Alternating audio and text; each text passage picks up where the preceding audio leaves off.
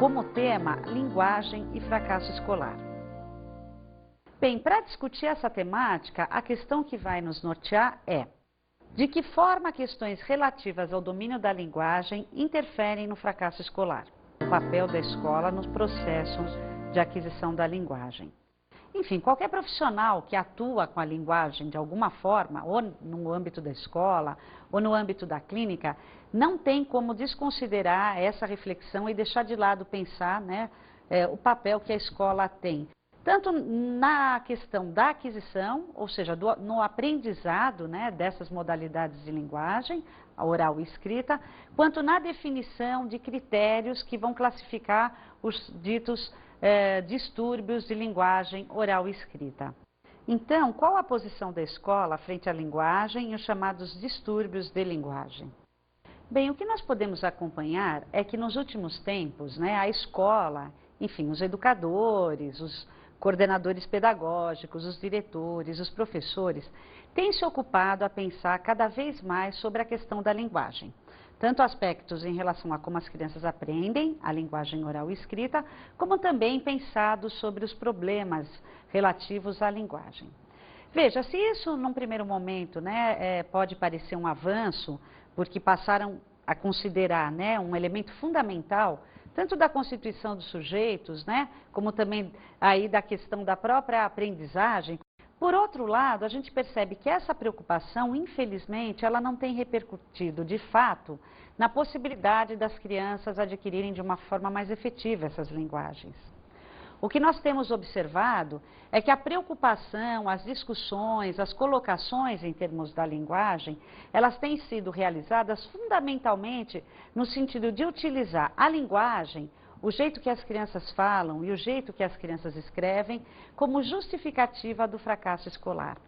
A linguagem, sem dúvida, tem aparecido muito mais no discurso dos professores e no discurso da equipe pedagógica nessa direção que eu acabei de falar. O que se observa é as pessoas colocando que é por conta do jeito que as crianças falam, que é por conta do jeito que as crianças escrevem, enfim, é por conta do jeito que elas dominam a linguagem oral e escrita que o fracasso escolar se justifica. Ou seja, a dificuldade, o jeito que as crianças falam e escrevem, que estão levando grande parte da população infantil, das crianças, a não conseguirem ter um bom desempenho escolar, e, portanto, resultando assim no fracasso escolar de uma parcela significativa das nossas crianças. É por isso que eu estou colocando para vocês que, infelizmente, o olhar sobre a linguagem, ele tem sido muito mais no sentido de usar agora no lugar de questões orgânicas, de questões cognitivas ou de questões psicológicas, como antes predominava, questões linguísticas para justificar o fracasso escolar. Bem, essa perspectiva de identificar, classificar manifestações linguísticas como responsáveis pelo fracasso escolar e situar, então, o problema do fracasso escolar, a características intrínsecas da criança, ou seja, a características próprias dela e, no máximo, da sua família, do seu grupo, revelam aí o uso discriminatório que vem sendo realizado também a partir do jeito que as crianças falam e que as crianças escrevem. Veja, o que eu chamo a atenção para vocês é pensar o quanto é simplista, e esse pensamento é um pensamento que vem nos acompanhando há décadas, buscar nas crianças, nas suas características, como se fossem em características inerentes a ela, ou cognitivas, ou orgânicas, ou até mesmo culturais, no sentido de justificar aí naquele meio que a criança está,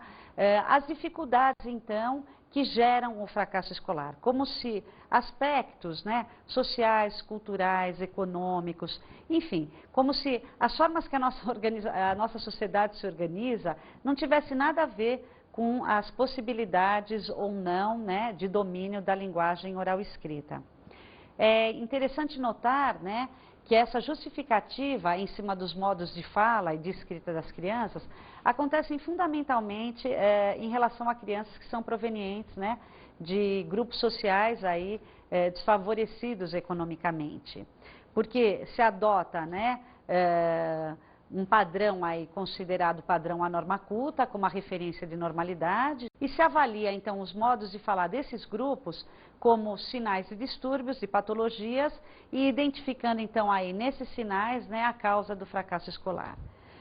A gente está chamando a atenção aqui para a necessidade de se fazer uma reflexão crítica sobre isso, porque como eu já coloquei, se for apenas para justificar, né, o fracasso escolar, a preocupação, o estudo, a reflexão em torno dos processos de aquisição de linguagem para nada serve. Porque de qualquer forma a gente só está mudando aí a justificativa, mas a lógica continua sendo a mesma. Ou seja, responsabilizar as crianças e as famílias pelo não desempenho adequado na escola e também pelo não domínio efetivo da linguagem oral e escrita. Veja, o que nós podemos acompanhar, então, dentro dessa perspectiva reducionista, né, e simplista de avaliar o fracasso escolar, é que profissionais da área da saúde e da área da educação vêm definindo, então, né, procedimentos e critérios com base no que a gente já colocou, mas aí, né, com um perfil e uma aparência um pouco mais científica, né, para avaliar então, o jeito que essas crianças, fundamentalmente provenientes aí de classes sociais, né, menos privilegiadas economicamente, falam e escrevem. Veja, essa lógica simplista e reducionista que eu acabei de colocar para vocês, é que tem norteado, então, as formas de se avaliar a linguagem oral e escrita das crianças. Na verdade, se avaliam aí aspectos considerados pré-requisitos, aspectos geralmente ligados às condições orgânicas, perceptuais das crianças, muitas vezes, né, com base aí na avaliação desses aspectos, chega-se à conclusão equivocada de que as crianças são portadoras de algum tipo de distúrbio de linguagem, oral ou escrita, e a partir daí, então, usa, né, esse diagnóstico é utilizado para justificar, então, o fato dessas crianças não conseguirem corresponder aí às expectativas da escola. Veja, então, a partir dessa lógica, uma série de crianças são diagnosticadas como portadoras de distúrbios de linguagem escrita, sem, contudo, serem de fato. Então, dentre as tarefas que objetivam avaliar e desenvolver os pré-requisitos da escrita, nós podemos destacar, então, organização espacial e temporal, noções de lateralidade, noções de esquema corporal, discriminação e percepção visual, discriminação e percepção auditiva, memórias tátil e sinestésica, memórias imediata e de longo prazo, praxes orofaciais, movimentos manuais grossos e, por último, postura. Vocês observaram como todos esses aspectos, né, que são utilizados para avaliação e também para o desenvolvimento, né, da linguagem escrita, são aspectos que se referem a condições perceptuais, orgânicas, anatômicas, funcionais, né, ligadas aí mais ao desenvolvimento orgânico, efetivamente, do que da linguagem. Veja, nós já discutimos isso bastante, né, nas nossas aulas, especialmente aquelas em que nós nos ocupamos a pensar como que as crianças aprendem a ler e aprendem a escrever. Veja, o que nós colocávamos, né, é o quanto o processo de aquisição da leitura e da escrita,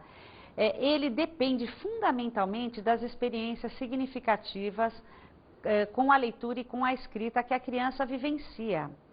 O que acaba acontecendo, por falta até de entendimento desse processo, é que as crianças, por exemplo, ao ingressarem na pré-escola, né, e nos anos que elas se mantêm aí, 2, 3, 4 anos na pré-escola, elas são submetidas a uma série de exercícios, a uma série de atividades que, na cabeça do professor, que na verdade desconhece o processo de aquisição da linguagem escrita, ele acredita que vai estar gerando aí condições, uma maturidade orgânica para que a criança futuramente possa aprender a leitura e a escrita. Então a gente vê uma série de atividades aí visando a percepção auditiva, a percepção visual, a coordenação motora fina, a coordenação motora grossa, serem desenvolvidas aí com a esperança de que na primeira série, na segunda série, a criança, uma vez desenvolvido todas essas habilidades, como eu falei, perceptuais e orgânicas, possa então dar um salto e aprender a linguagem oral e a linguagem escrita. Veja, como nós já conversamos, né, a partir da concepção que nós adotamos aqui, a linguagem, ela não se trata de um comportamento físico, orgânico. Pelo contrário, a aquisição da linguagem implica na aquisição de um fenômeno que é simbólico. E, na verdade, o corpo, sem dúvida nenhuma, participa disso. Mas a participação do corpo ela é muito pequena, se não pensado esse corpo à luz das relações que esse corpo estabelece, relações sociais. Enfim, à luz das relações que as pessoas estabelecem, que as crianças estabelecem aí com os adultos. Não basta ter uma visão adequada, uma audição adequada, uma coordenação adequada para que a pessoa possa efetivamente aprender a ler e escrever. Essas condições não são nem as mais importantes e nem obrigatoriamente essenciais para que alguém adquira a leitura e a escrita. Bem, em torno então dessa questão, né, nós gostaríamos também que vocês escutassem um pouco o que coloca a Ana Luísa Smolka, uma pesquisadora, né, que discute os processos de aquisição da escrita por parte da criança e as formas como a escola lida de uma certa forma aí equivocada com esse processo. A realidade cotidiana escolar e as inúmeras situações de sala de aula são hoje resultados ou produtos de um complexo conjunto de condições e circunstâncias em que pesam, obviamente, fatores socioeconômicos, políticos e ideológicos. Neste contexto, o ensino da escrita tem se reduzido a uma simples técnica, enquanto a própria escrita é reduzida e apresentada como uma técnica que serve e funciona num sistema de reprodução cultural e produção em massa.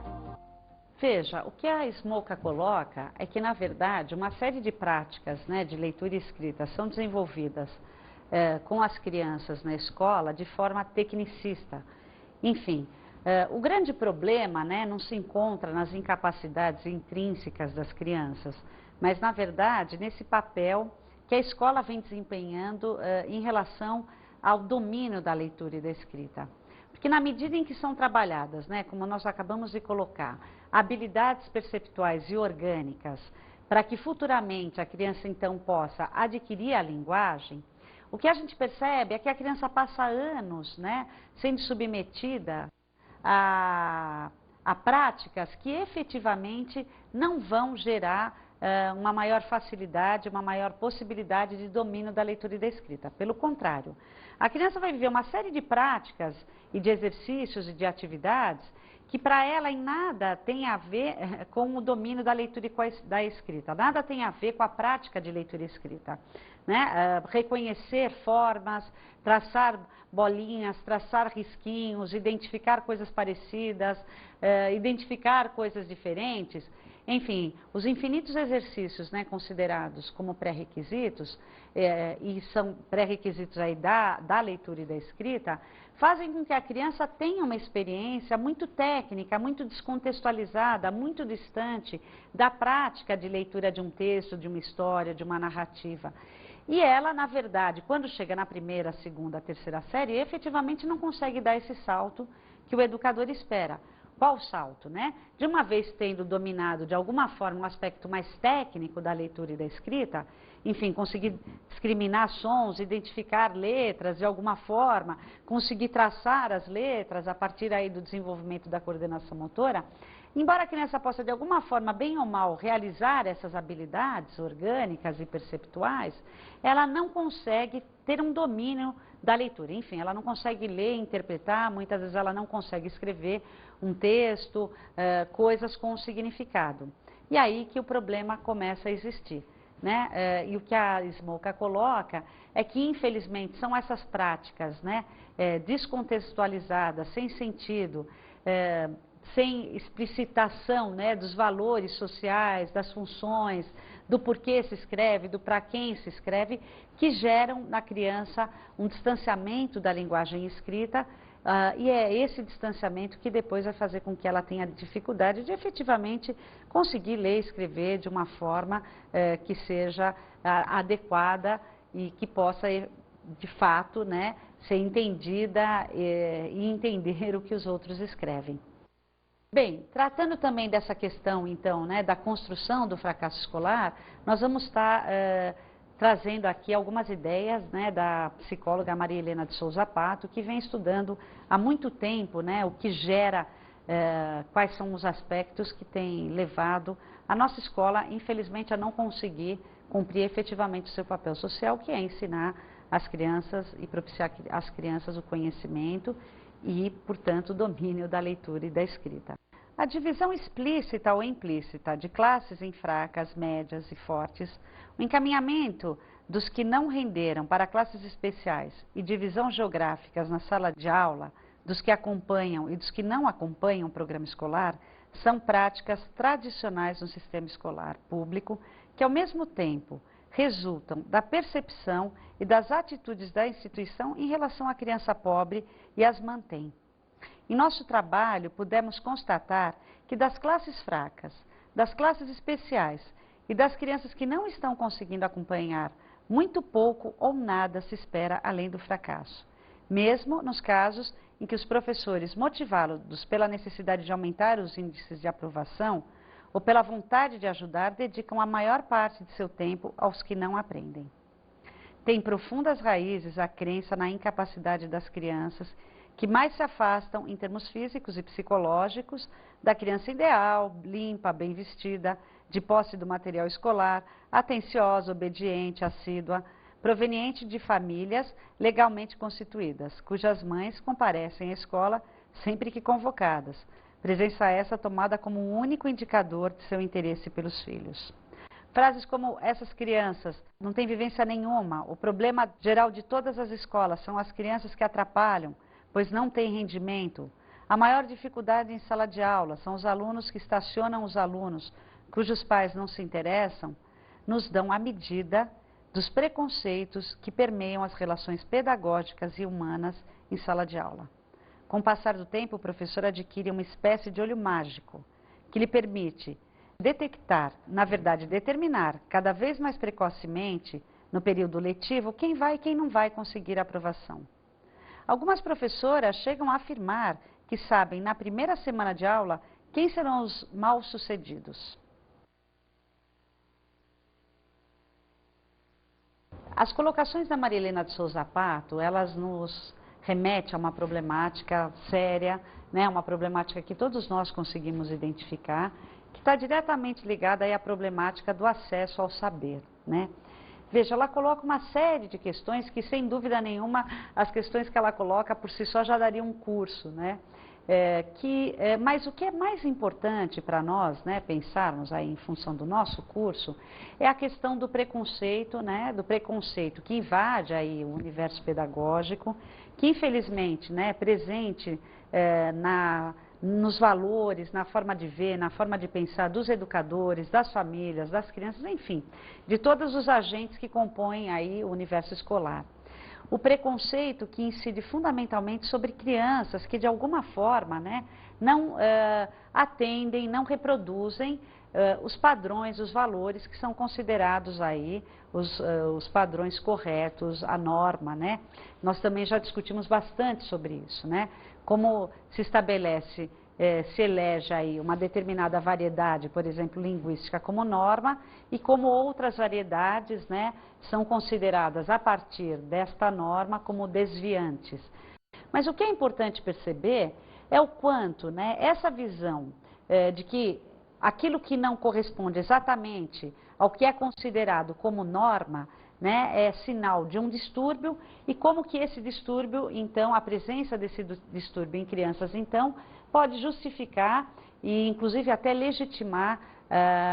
a exclusão dessas crianças do ensino escolar.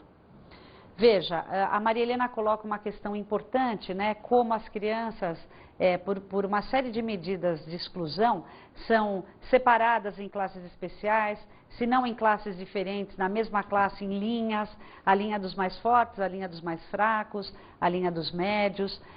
como uma série de crianças acabam evadindo a escola porque não conseguem efetivamente se integrar, serem integradas no universo escolar, né? Ela coloca como, já às vezes no primeiro dia de aula, no segundo dia de aula,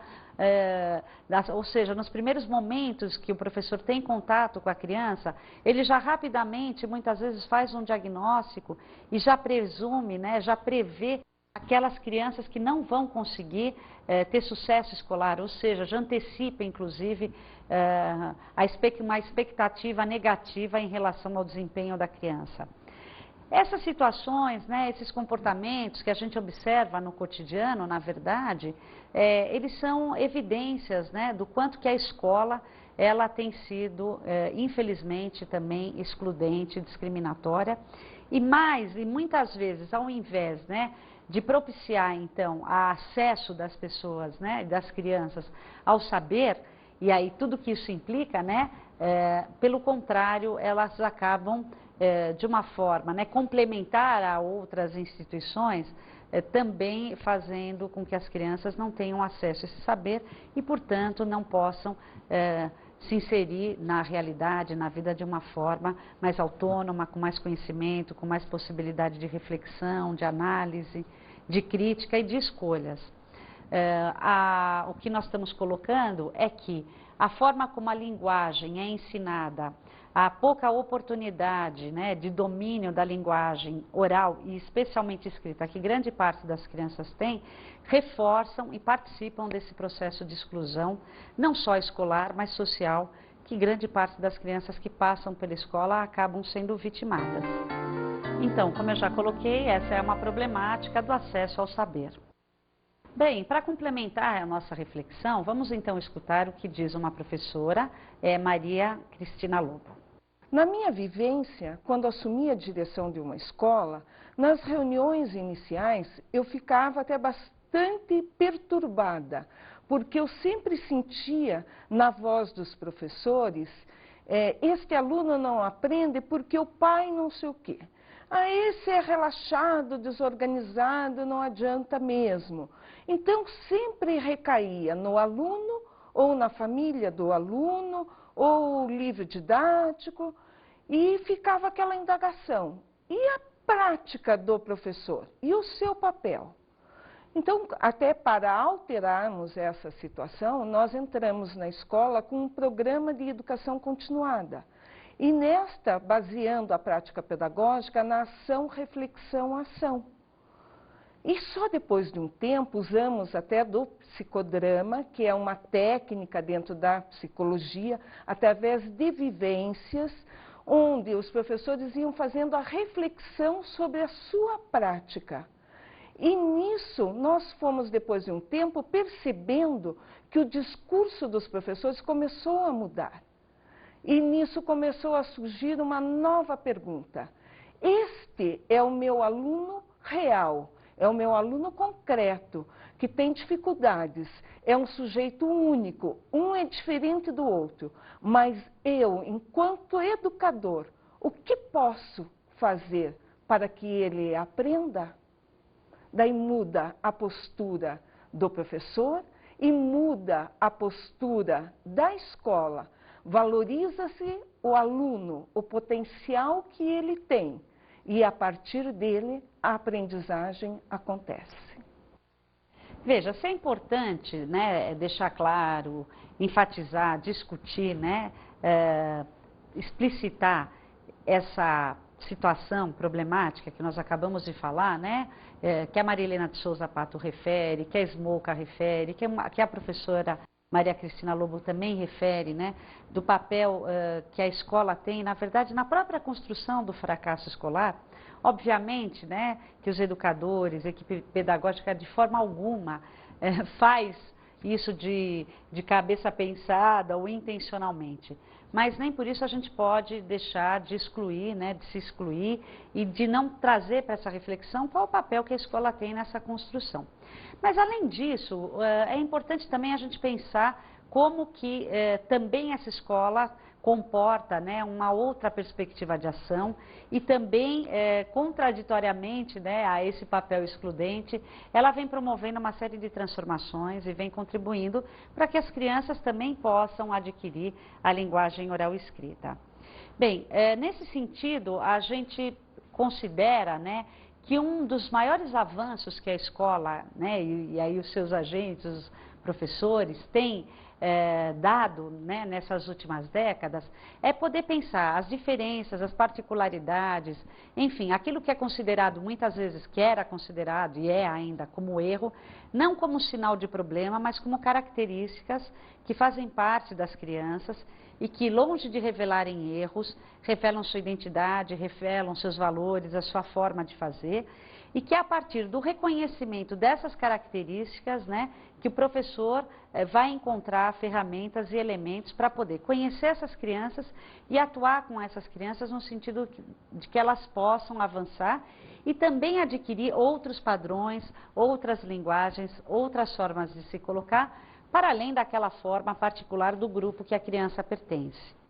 Bem, então pensar as diferenças, né, e os chamados erros significa admitir implicações no processo de produção de linguagem que considere a relevância da singularidade da relação sujeito-linguagem. Cada sujeito, no seu processo de aquisição da linguagem, ele vai ter uma história particular que é constituída a partir das experiências que ele tem de fala e de escrita, compartilhada com os adultos que acompanham essa criança e compartilhada, portanto,